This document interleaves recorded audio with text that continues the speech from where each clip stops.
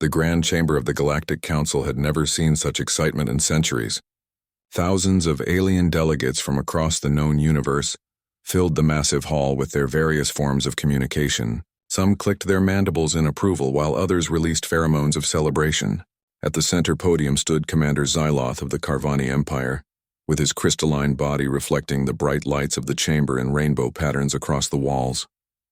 His voice boomed through the translation devices that every species wore or had implanted in their bodies. The announcement was simple and direct. The 1,000-year truce with the species called humans was officially over. The agreement that had kept the Sol system isolated and protected was being terminated effective immediately. Xyloth explained that humanity had been given more than enough time to develop and join the galactic community peacefully. They had refused every invitation and ignored every message. Now the Carvani Empire would take what they wanted from the resource-rich system and bring the humans under proper galactic authority, whether they liked it or not. The council erupted in cheers and congratulations. Many species had long eyed the Sol system with its perfect yellow star and multiple habitable worlds. The humans had been sitting on a goldmine of resources and doing nothing useful with them as far as the galaxy was concerned. Some delegates stood and applauded. Others performed their cultural equivalents of celebration. The Carvani had done what many others had dreamed of doing for centuries. On the neutral station Concordia, floating in the space between major galactic powers, Ambassador Jake Morrison sat in his modest office reviewing daily reports. The human embassy was small compared to other species representations because Earth had never been particularly interested in galactic politics. Jake was a tall man in his late 40s with graying hair at his temples and an easy smile that made even the most hostile aliens feel somewhat at ease. He had been Earth's ambassador for 12 years and had grown accustomed to the way other species looked down on humanity. His assistant Lisa Hamilton rushed into the office holding a data pad with both hands. She was a younger woman with bright red hair tied back in a practical ponytail and green eyes that sparkled with intelligence. She had been with Jake for 3 years and had learned to handle the sometimes bizarre nature of interspecies diplomacy with grace and humor. But right now she looked somewhere between shocked and amused. Jake took the data pad from her and began reading the official declaration of war from the Carvani Empire. The document was written in the flowery formal language that galactic bureaucracy loved so much. It went on for pages about humanity's failure to integrate into galactic society and the Carvani Empire's moral obligation to bring civilization to the isolated humans. It listed dozens of perceived offenses and violations of unspoken galactic norms. It demanded immediate surrender and promised that human leadership would be treated with dignity if they cooperated. A small chuckle escaped Jake's lips. Then another. Soon he was laughing quietly while shaking his head. Lisa watched him with a grin spreading across her own face. She had seen the same passages he was reading now and had the exact same reaction. The aliens actually thought this was going to work. They genuinely believed they were threatening a primitive species that would collapse at the first sign of superior force. Jake set down the data pad and leaned back in his chair. He looked at Lisa with amusement dancing in his eyes. They both knew something that the Carvani Empire and the entire Galactic Council did not know. Humanity had spent the last 1,000 years preparing for exactly this moment. Every single day of that truce had been used to build and innovate and advance. The isolation had not been forced upon humanity. It had been chosen deliberately to buy time. Lisa asked if they should send the standard diplomatic response. Jake shook his head and said they should forward the declaration to Earth and let the president handle it. His job was just to observe the galactic reaction and report back. Besides, he wanted to see the looks on these aliens' faces when they realized their mistake. It would be the most entertaining thing to happen in his entire career. Back on Earth in the capital city of Geneva, President Andrew Carter received the war declaration in his secure office deep beneath the governmental complex. He was a man in his mid-50s with dark skin and sharp features that could look either welcoming or intimidating depending on the situation. Right now he looked amused as he read through the alien ultimatum on his desk screen. His chief of staff had already assembled his top military advisors in the emergency command center. Admiral Kevin Brooks arrived first, wearing his crisp Navy uniform decorated with medals from various operations throughout the solar system. He was a stocky man with gray hair cut military short and eyes that had seen more combat than most people could imagine. He had been expecting this day for his entire career and was almost relieved it had finally come. General Amy Sullivan came in right behind him, dressed in her army uniform with her blonde hair pulled back severely from her face. She commanded Earth's ground forces and had spent decades preparing for every possible invasion scenario. Her strategic mind was considered one of the finest in human history, and she had personally overseen the training of millions of soldiers across dozens of worlds. President Carter looked up from his screen as they entered and gestured for them to sit. He asked if they had seen the declaration yet. Both nodded. He asked what their professional military assessment was. Admiral Brooks leaned forward and said with a completely straight face that the Carvani Empire had just made the biggest mistake in galactic history. General Sullivan added that their intelligence about human capabilities was apparently 1,000 years out of date, and they were about to get a very rude awakening. The president allowed himself a small smile. He asked how long it would take to mobilize a defensive response. Admiral Brooks said they did not need to mobilize anything, because Earth's orbital defense fleet was always at full readiness. He had 500 warships in position around Earth alone, with thousands more scattered throughout the solar system. General Sullivan mentioned that their ground forces were also ready, but she doubted any aliens would make it past the naval defenses to actually attempt a landing. President Carter stood and walked to the large window that showed a holographic display of the entire solar system. Bright dots represented human ships and stations and colonies spread across every planet and moon and asteroid belt. Mars glowed with the lights of 17 major cities. Venus had floating habitats in its upper atmosphere. Jupiter's moons were covered in mining operations and military bases.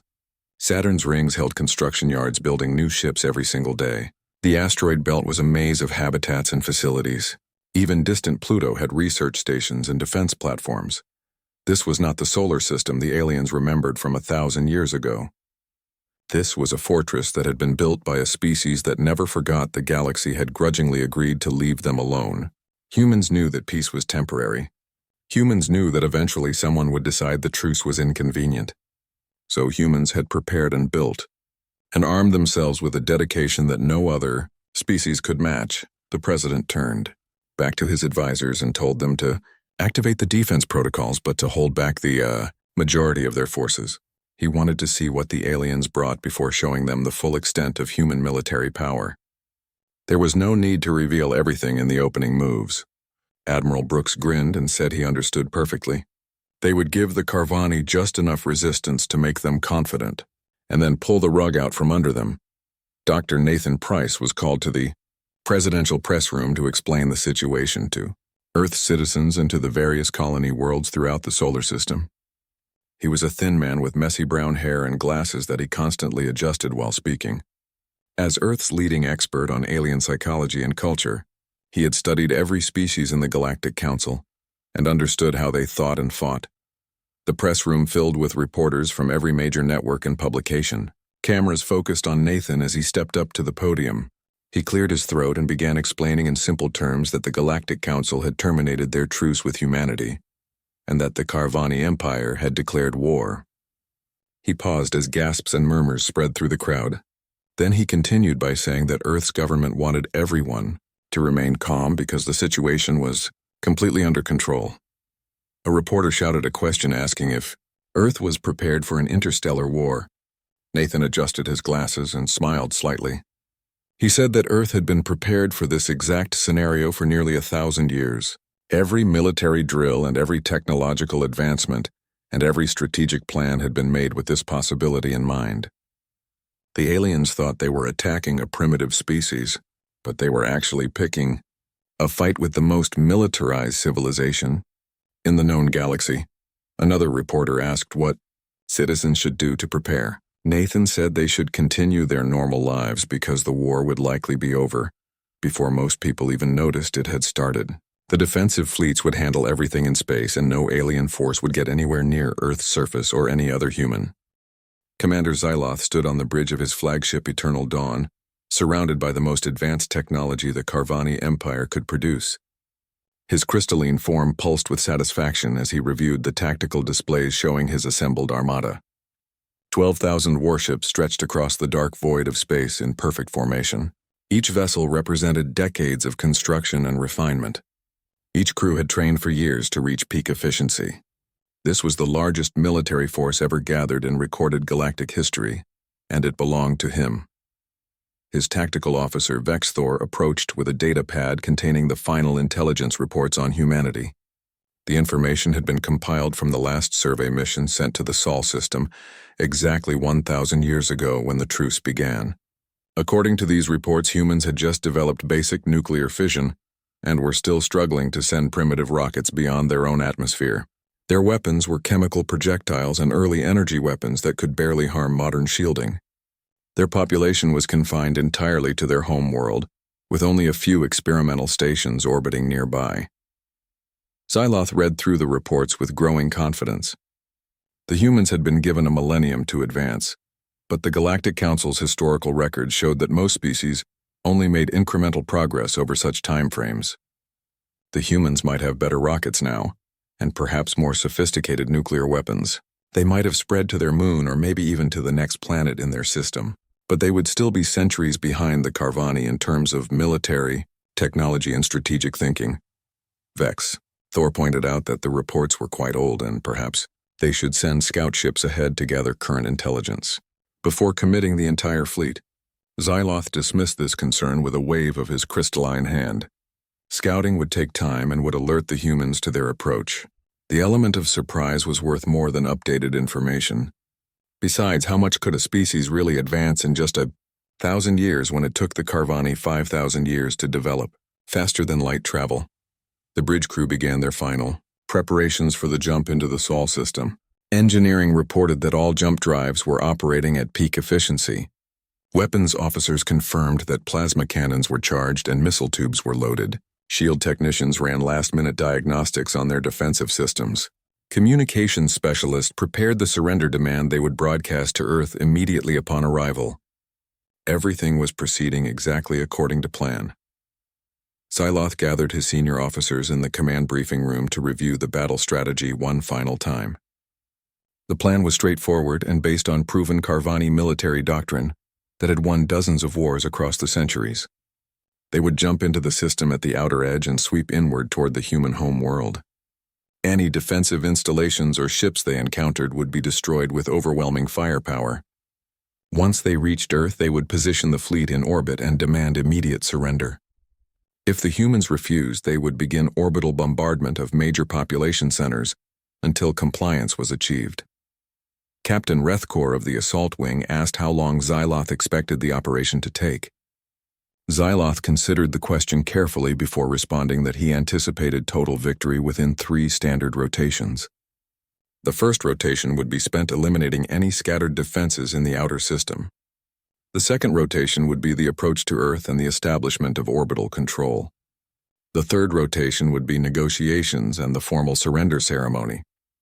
By the time the Galactic Council convened for their next session, they would be presenting Earth as a new tributary. State Lieutenant Kresh, who served as the junior intelligence officer, raised a concern that had been bothering him since the mission began. He noted that humanity had maintained complete communication silence for the entire duration of the truce. Not a single message or signal had been detected coming from their system. Most species at their development level were constantly broadcasting in all directions as they experimented with radio and quantum communications. The silence was unusual and potentially indicated something unexpected. The senior officers looked at Kresh with what passed for amusement among Carvani. Commander Xyloth explained patiently that the silence was actually a good sign. It meant the humans had likely destroyed themselves in nuclear war, or had collapsed back into a pre-industrial state. Either scenario would make the conquest even easier than anticipated. Vexthor added that some primitive species simply never developed strong communication technology and relied on slower methods. The humans were probably still using physical mail, carried by ships between their planets if they had even managed to colonize any other planets at all. Kresh tried to press his point by mentioning that every war game simulation run by the strategic command computers recommended gathering current intelligence before engaging an unknown force. Xyloth's crystalline structure flashed with irritation. He reminded Kresh that the humans were not an unknown force. They were a documented species with clear technological limitations. Wargame computers were useful tools, but they could not replace the judgment of experienced commanders who had actually fought and won real battles. Kresh was dismissed back to his station with a warning not to spread unnecessary concern among the crew. The fleet finished its final preparations and initiated the jump sequence. 12,000 ships activated their faster-than-light drives, simultaneously creating a massive distortion in space that would be detected by sensors across multiple sectors. Xyloth watched the countdown timer with anticipation. In moments, they would arrive in the Sol system and begin the conquest that would cement his place in Carvani history. Future generations would study his tactics and celebrate his victory over the mysterious humans who had hidden themselves away for so long. The jump completed and reality snapped back into focus around the fleet. Xyloth immediately ordered all sensors to active scanning mode. The tactical displays began populating with data as the fleet's advanced detection systems swept across the Sol system. What appeared on those displays made every officer on the bridge freeze in confusion. The system was not empty or primitive. It was not a scattering of basic outposts and experimental colonies. What lay before them was a fully developed stellar civilization that had transformed every available resource into industrial and military infrastructure. Massive orbital stations surrounded every planet and moon in perfect geometric patterns. Shipyards the size of small moons churned out new vessels and assembly lines that seemed to have no end. The asteroid belt had been completely converted into a network of habitats and manufacturing facilities, connected by transport lanes that glowed with constant traffic. Mars was not a red desert planet anymore. Its surface was covered in cities and agricultural domes that housed what sensors estimated to be hundreds of millions of inhabitants. Venus had floating cities in its upper atmosphere supported by technology that the Carvani databases did not recognize. The gas giants had dozens of stations harvesting their atmospheres for fuel and rare elements. Even the distant ice worlds at the edge of the system showed signs of habitation and military installations. But what truly made Xyloth's crystalline structure dim with dawning horror was Earth itself. The human homeworld was surrounded by a defensive grid that made his entire armada look primitive by comparison. Thousands of weapons platforms orbited in synchronized patterns. Energy shields that covered entire continents flickered with power readings that exceeded anything in the Carvani arsenal. Stations that could only be described as fortress cities dotted the orbital space, creating layers of defense that would cost millions of lives to breach. Vexthor's voice cracked slightly as he reported the sensor readings.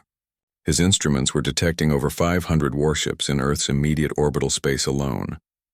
Each ship was larger than the Carvani cruisers and showed energy signatures that suggested weapons technology several generations ahead of their own. The ships were not scrambling to defensive positions or showing any signs of panic.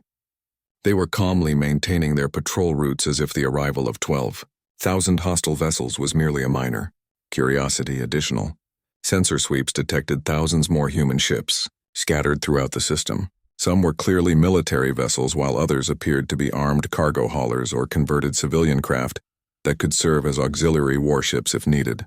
The total military force available to humanity was impossible to calculate accurately, but it clearly numbered in the tens of thousands at minimum. Xyloth stood frozen at his command station trying to process what he was seeing. The intelligence reports were not just outdated. They were catastrophically wrong. Humanity had not spent the last 1,000 years stagnating or destroying themselves. They had spent every single day of that time building and advancing and preparing for exactly this moment. The Truce had not protected humanity from the galaxy. It had protected the galaxy from humanity.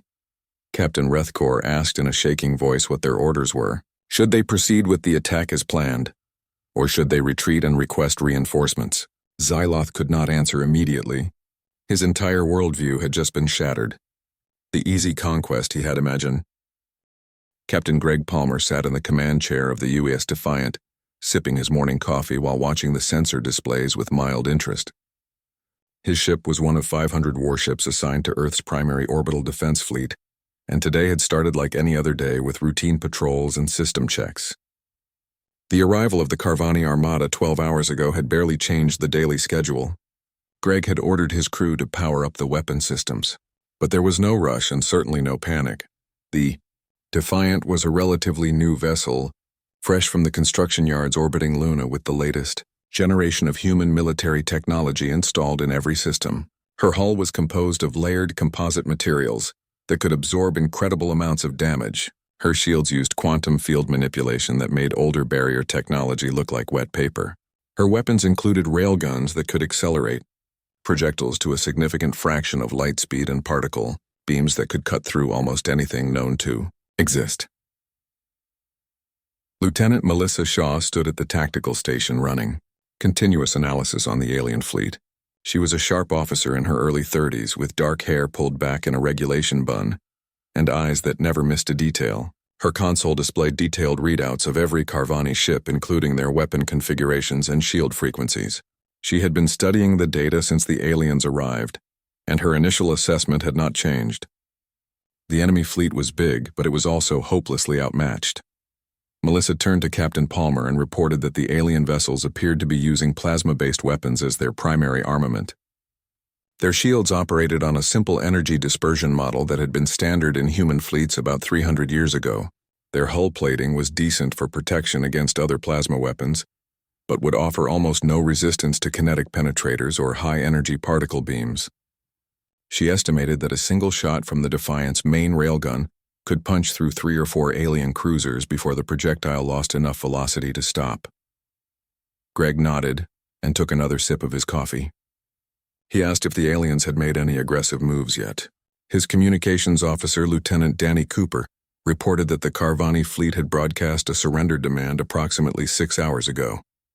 The message had demanded that Earth's government submit to Carvani authority immediately or face complete destruction.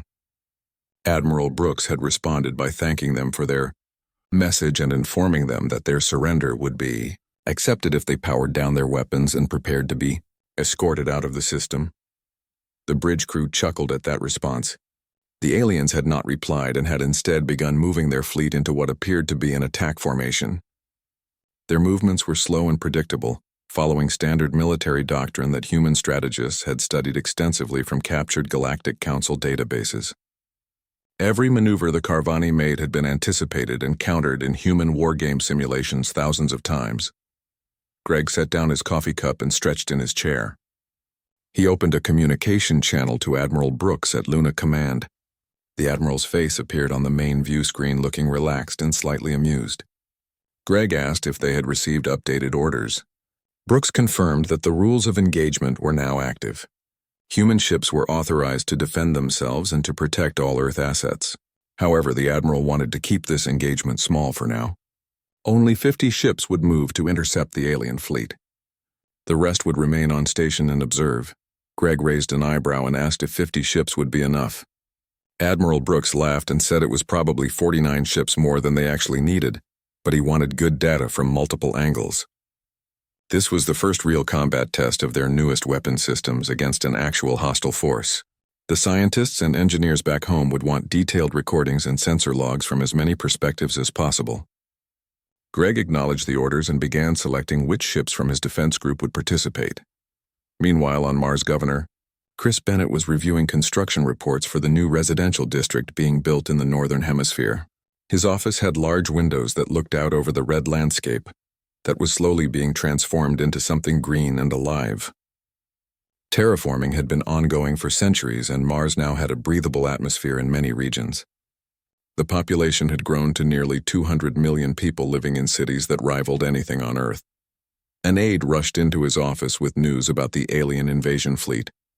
Chris looked up from his reports with mild annoyance at being interrupted. The aide explained that a large hostile force had entered the Sol system and was threatening Earth. Chris asked if the military was handling it. The aide confirmed that Admiral Brooks had the situation under control. Chris nodded and went back to his construction reports. If the military needed something from Mars, they would ask. Until then, he had infrastructure projects to oversee and deadlines to meet. On Titan, Administrator Julie Morgan was dealing with a more pressing crisis involving a delayed shipment of mining equipment. Her moon-sized facility processed resources from Saturn's atmosphere and supplied materials to shipyards throughout the outer system. The equipment delay was going to push back several important contracts, and she was not happy about it.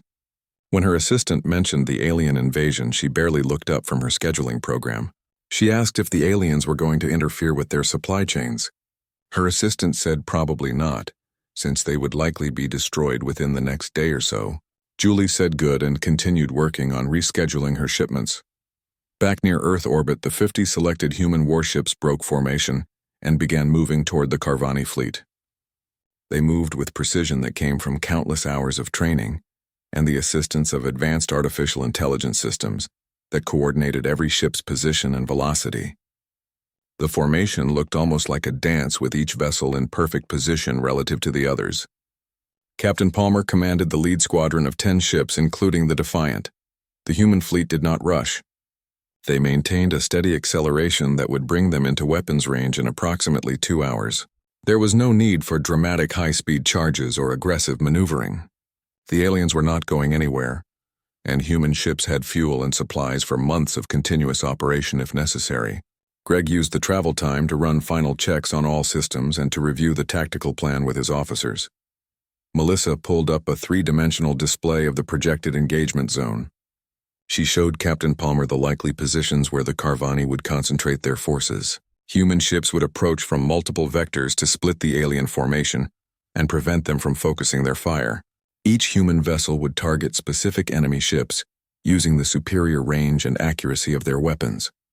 The goal was to eliminate the alien fleet quickly and efficiently, with minimal risk to human forces. Lieutenant Cooper asked if they should attempt to hail the aliens one more time and offer them a chance to surrender. Greg considered it for a moment, then shook his head. The Carvani had come here to conquer Earth. They had declared war in front of the entire galaxy. They needed to learn a lesson that would be remembered for centuries. Sometimes the best teacher was overwhelming defeat delivered with absolute precision. The 2 hours passed quickly, with crew members settling into their combat stations and running through final preparations. Greg finished his coffee and placed the empty cup in a secure holder. He would get another cup after the battle was over. The ship's artificial intelligence systems came fully online, with targeting computers calculating firing solutions for thousands of potential scenarios. Point defense systems activated, ready to intercept any incoming missiles or plasma bolts. Shield generators spun up to full power, creating an invisible barrier around the Defiant that could absorb enough energy to vaporize a small moon. The 50 human ships crossed into what the Carvani would consider extreme weapons range. At this distance, the alien plasma weapons would have almost no accuracy, and their missiles would run out of fuel long before reaching their targets. Human railguns and particle beams had no such limitations. Physics did not care about distance when your projectile was moving at relativistic speeds, and your energy weapons were coherent enough to maintain focus across millions of kilometers. Commander Xyloth aboard the Eternal Dawn watched the approaching human ships with growing unease. They were so few compared to his 12,000 vessels, but they moved with a confidence that suggested they knew something he did not. His tactical officers reported that the human ships were not using any standard formation or approach pattern found in Galactic Council military databases. They were doing something new, or at least something the Carvani had never encountered before. Xyloth gave the order for his fleet to open fire the moment the humans came into range. He wanted to test their defenses and see how they responded to massed plasma bombardment. Perhaps the humans were overconfident and their ships were not as advanced as their industrial base suggested. Perhaps this would still be a quick victory and he could salvage his reputation and his career. Captain Palmer watched his tactical display as the alien fleet began adjusting position to prepare their attack. The first railgun slug left the Defiant's main cannon at precisely 42% of light speed. The projectile was a solid rod of dense alloy, barely half a meter long but containing more kinetic energy than most fusion warheads. It crossed the distance to the Carvani fleet in less than 3 seconds. The aliens never saw it coming because nothing in their technology could track something moving that fast. Their sensors simply were not built for weapons that operated at relativistic velocities. Slug hit the Carvani cruiser Bright Victory amidships and passed completely through the vessel without slowing down noticeably. The impact created a hole 3 meters wide that glowed with heat from the friction of the projectile's passage. Atmosphere vented explosively from both sides of the ship. Internal bulkheads collapsed as the structural integrity failed. The crew died before they could even register what had happened. The slug continued on its path and struck a second cruiser called Eternal Flame, with similar results. Then a third ship named Glorious Dawn and the Projectile finally expended its remaining energy somewhere inside the fourth vessel and came to rest in what used to be that ship's engine compartment. Captain Palmer watched the results on his tactical display with satisfaction. One shot had eliminated 4 enemy vessels. 49 other human ships fired at almost the exact same moment. The Carvani formation simply ceased to exist in any meaningful way. Ships exploded or broke apart or vented their atmosphere into space. Some vessels tried desperately to maneuver away from the paths of incoming projectiles, but their engines were far too slow. Others attempted to strengthen their shields, but the kinetic weapons passed through the energy barriers as if they were not even there. Physics was an unforgiving teacher, and the Carvani were learning a harsh lesson. Lieutenant Melissa Shaw reported that approximately 200 enemy vessels had been destroyed in the opening salvo. Another 300 were severely damaged and drifting without power.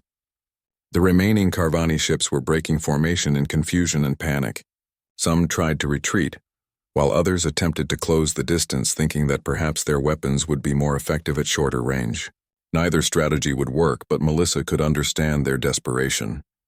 They had just watched 1/10 of their fleet disappear in seconds. Commander Siloth stood on the bridge of the Eternal Dawn, watching his tactical display with horror that made his crystalline form dim to almost complete darkness. He had expected casualties.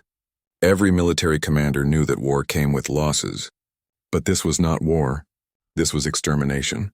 His ships were being swatted out of space like insects against a force they could not even comprehend, much less fight against.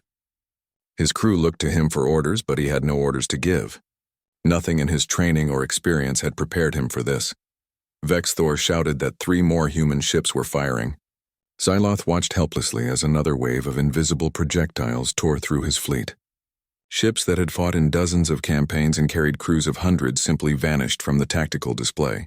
The sensors could barely register the impacts before the vessels were gone. It was like fighting a natural disaster or trying to hold back a star from exploding. The humans were not just more advanced. They operated on a completely different level of warfare that made everything the Carvani knew obsolete. Captain Rethkor called from his assault wing requesting permission to charge the human ships and engage at close range. Siloth wanted to deny the request because he knew it would only result in more deaths, but he also knew that sitting still meant death anyway. He gave permission and watched as 2,000 ships accelerated toward the enemy, hoping that perhaps their plasma weapons would be effective if they could just get close enough. It was a desperate gamble, and Siloth knew in his core that it would fail. Greg Palmer observed the approaching Carvani assault wing with interest. The aliens were brave, if nothing else. They had to know they were flying into certain death, but they came anyway. He almost felt sorry for them. Almost. He ordered Melissa to switch to point defense targeting.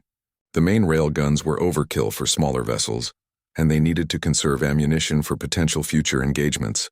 The Defiant's secondary weapons would be more than sufficient. The Defiant and her sister ships opened up with their point defense systems. These were smaller railguns designed to intercept missiles and fighters, but they worked perfectly well on larger targets too. The rate of fire was extraordinary, with each weapon cycling several times per second.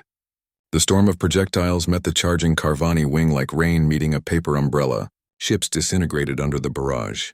Hulls crumpled and armor plating shattered. Entire vessels came apart in clouds of debris that sparkled briefly in the light of the distant sun before going dark, and Coldot Lieutenant Danny Cooper reported that the aliens were attempting to broadcast a general distress call to the Galactic Council. Greg told him to let the message go through. There was no point in blocking it. In fact, he wanted the galaxy to hear what was happening. The Council needed to understand that humanity was not the weak, isolated species they remembered. The 1,000-year truce had ended, and now everyone would see what humans had become during that long isolation. The battle continued for 17 minutes total. Each minute felt like an eternity to the Carvani crews who watched their comrades die around them. Each minute felt routine to the human crews who simply executed their training and followed their orders. The efficiency was almost mechanical. Target selection, firing solution calculation, weapons discharge damage assessment, next target. The process repeated over and over until there were no more targets worth shooting. The Carvani fleet had been reduced to scattered debris and a handful of damaged vessels drifting without power. Of the 12,000 ships that had entered the Sol system, Only one remained fully functional. Commander Xyloth's flagship Eternal Dawn had survived purely because Admiral Brooks had given specific orders not to target it. The humans wanted someone to carry the message back to the Galactic Council, and Xyloth had been chosen for that honor whether he wanted it or not. Greg opened a communication channel to the Eternal Dawn. His face appeared on Xyloth's view screen, looking calm and professional. There was no anger or hatred in his expression. No joy at the victory or satisfaction at the enemy's defeat. He simply looked like a man doing his job efficiently and without unnecessary emotion. That lack of emotion was somehow more terrifying than any rage or cruelty could have been. Captain Palmer spoke directly to Commander Xyloth in perfectly translated Carvani. He informed the alien commander that his fleet had been defeated and his war was over. The Eternal Dawn would be permitted to leave the Sol system and return to Carvani space. Xyloth was instructed to carry a message to the Galactic Council. The message was simple and clear. Humanity was no longer interested in isolation. The galaxy had chosen to end the truce, and now they would all have to deal with the consequences. Any future aggression toward human interests would be met with the same response that the Carvani fleet had just experienced. Xyloth tried to speak, but his voice came out as barely a whisper. He asked how humanity had advanced so far in just 1,000 years. It was impossible. No species in galactic history had ever developed so quickly. The humans must have found ancient technology or received help from some unknown power. There had to be an explanation that made sense. Greg smiled slightly, but there was no warmth in it. He told Xyloth that humans had not found ancient technology or received outside help. They had simply worked hard and refused to waste a single day. When the galaxy offered them a 1,000-year truce, humans had taken it as a gift of time. Every human in the solar system had understood that the peace would not last forever, so they had built and innovated and prepared for the day when the galaxy decided to come for them. That day had arrived, and the galaxy had learned that humans were not afraid anymore. The communication ended, and the Eternal Dawn began its long journey back to Carvani space. The ship limped away from the battlefield, powered by damaged engines and crewed by traumatized survivors. Behind them floated the debris field that had once been the pride of the Carvani military. Thousands of ships reduced to scrap metal and frozen corpses. It would serve as a navigation hazard for centuries, and a reminder to anyone who passed through this region of space. The 50 human warships regrouped and began recovery operations. They collected sensor data and retrieved a few pieces of alien technology for analysis. They documented the engagement from multiple angles and transmitted all information back to Luna Command for detailed study. The entire battle would be analyzed by military strategists and weapons designers who would use the data to refine their systems and tactics even further. Humanity never stopped improving and never stopped preparing. Admiral Brooks reviewed the battle reports with satisfaction. 0 human casualties, minimal ammunition expenditure, complete tactical victory achieved in under 20 minutes. The engagement had gone exactly according to plan. He composed a message to President Carter informing him that the Carvani threat had been eliminated and that Earth remained secure. The Admiral recommended they maintain heightened alert status for the next few weeks in case any other species got similar ideas about Testi. Commander Xyloth arrived at the Galactic Council chambers 3 weeks after the battle. His flagship Eternal Dawn had barely survived the journey home, with its damaged systems failing regularly and requiring constant repairs. The crew worked around the clock just to keep the ship moving forward. Many of them had stopped speaking entirely and simply went through the motions of their duties like automated machines. The trauma of watching their entire fleet destroyed in minutes had broken something fundamental in their spirits. The council chambers fell silent when Xyloth entered. His crystalline form was cracked and dim, with several pieces missing from the battle damage he had sustained. He moved slowly to the center podium where, just weeks earlier, he had stood triumphantly declaring war on humanity. The other delegates watched him with growing unease. News of the Carvani defeat had already spread through unofficial channels, but no one had heard the full details. They had expected casualties and perhaps even a failed first assault. They had not expected total annihilation. Xyloth began his report in a voice that shook with exhaustion and fear. He described the arrival in the Sol system and the shock of discovering that humanity had transformed their entire star system into a fortress. He detailed the defensive installations and the massive fleet and the industrial capacity, that seemed impossible for any single species to achieve. His words painted a picture of a civilization that had used every moment of the 1,000-year truce to prepare for war on a scale the galaxy had never seen. Then he described the battle itself. The delegates listened in growing horror as Xyloth explained how human weapons had simply erased Carvani ships from existence. He talked about projectiles moving faster than their sensors could track, and shields that absorbed plasma fire as if it were nothing. He described watching thousands of vessels and hundreds of thousands of crew members die in 17 minutes against just 50 enemy ships. His voice broke several times during the report, and he had to pause to compose himself before continuing. The council chambers erupted in chaos when Xyloth finished.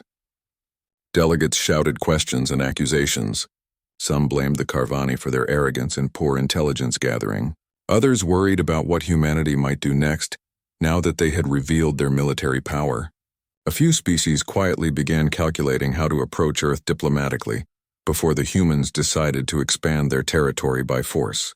The certainty and confidence that had filled this chamber 3 weeks ago had transformed into fear and confusion. Ambassador Jake Morrison watched the chaos from his small observer section with quiet satisfaction. He had attended this emergency council session as Earth's official representative and had listened to Xyloth's report without showing any emotion on his face. Now he waited patiently for the council to calm down enough for him to speak. Lisa Hamilton stood beside him, reviewing the prepared statement they would deliver. She looked far more confident than she had 3 weeks ago, and there was a slight smile on her face that she could not quite suppress. The council chairman finally restored order and called on Ambassador Morrison to address the assembly. Jake stood and walked calmly to the central podium. Every eye and sensor in the chamber focused on him. He could feel the fear radiating from many of the delegates. They were wondering if he would announce further military action or make demands that they would have no choice but to accept. Jake cleared his throat and began speaking, in a clear, steady voice that carried to every corner of the massive chamber. He thanked the council for the opportunity to speak and acknowledged the tragedy of the lives lost in the recent battle. He emphasized that humanity took no pleasure in the deaths of the Carvani crews, who had simply been following orders from their leadership. The blame for this disaster rested with those who had decided to terminate a truce that had kept the peace for a millennium. Jake paused to let that message sink in before continuing with the terms that Earth was prepared to offer. The terms were surprisingly reasonable given humanity's overwhelming military advantage. The Carvani Empire would undergo complete demilitarization with all warships decommissioned and weapons technology placed under Galactic Council supervision. They would pay reparations to cover the cost of ammunition and resources used by Earth during the battle. The amount was significant but not crippling. Most importantly, the Carvani would formally apologize to humanity and acknowledge that they had made a terrible mistake in declaring war without proper intelligence or justification. Jake explained that these terms were not negotiable, but they were also not meant to destroy the Carvani civilization. Humanity understood that the Empire had many innocent citizens who bore no responsibility for their leadership's decisions. Earth wanted peace and stability in the galaxy, not revenge or conquest. However, humanity would no longer tolerate isolation or being ignored by the galactic community.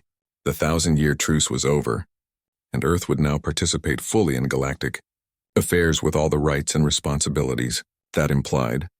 The final part of Jake's statement addressed the entire Galactic Council rather than just the Carvani. He announced that humanity would be establishing permanent embassies on every major council world and expected full diplomatic recognition within the next standard year. Earth would also be opening trade relations and sharing certain technologies that could benefit peaceful species. However, any future aggression toward human interests anywhere in the galaxy would be met with immediate and overwhelming force. The message was clear and simple. Humanity was offering friendship to those who wanted it and destruction to those who chose hostility.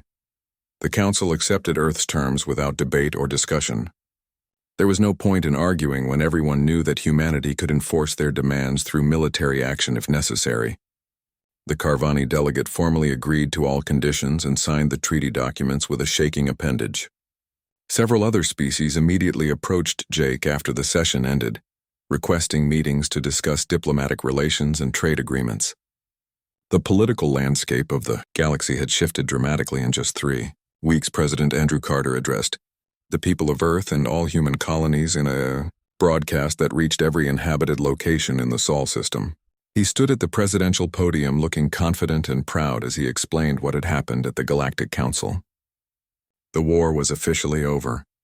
The terms had been accepted. Humanity had achieved total victory without losing a single life. The cheers and celebrations that erupted across Earth and throughout the colonies could be heard echoing through cities and stations and ships for hours. The president continued his speech by explaining what came next. Humanity would not become conquerors or tyrants despite having the military power to do so. Earth's values included freedom and justice and the right of all species to determine their own destinies.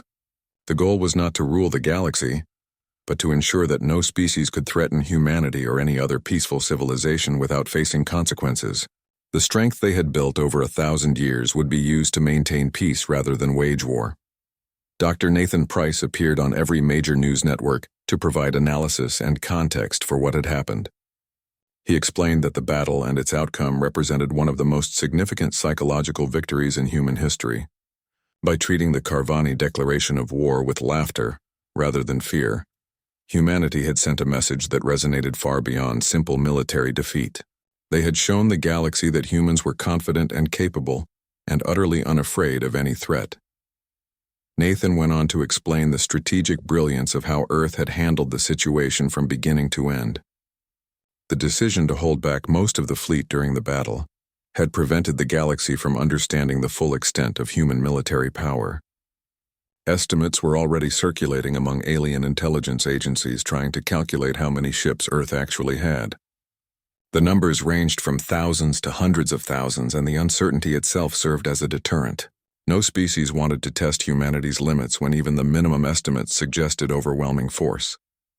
The doctor also discussed the historical significance of the 1,000-year preparation period. He noted that this was perhaps the first time in galactic history that a species had been given such a clear warning and so much time to prepare for eventual conflict. The Galactic Council had thought they were being generous by granting humanity a truce. In reality, they had given humans the greatest gift possible, which was time to build and advance and transform themselves from a primitive species into a galactic superpower. Captain Greg Palmer and the crew of the Defiant returned to Earth orbit as heroes. But Greg insisted on keeping the celebrations modest. During interviews, he repeatedly emphasized that his ship and crew had simply done their duty and followed their training. The real credit belonged to the generations of humans who had worked tirelessly for 1,000 years to build the civilization and military that had made victory possible. He was just one captain commanding one ship in a fleet of thousands.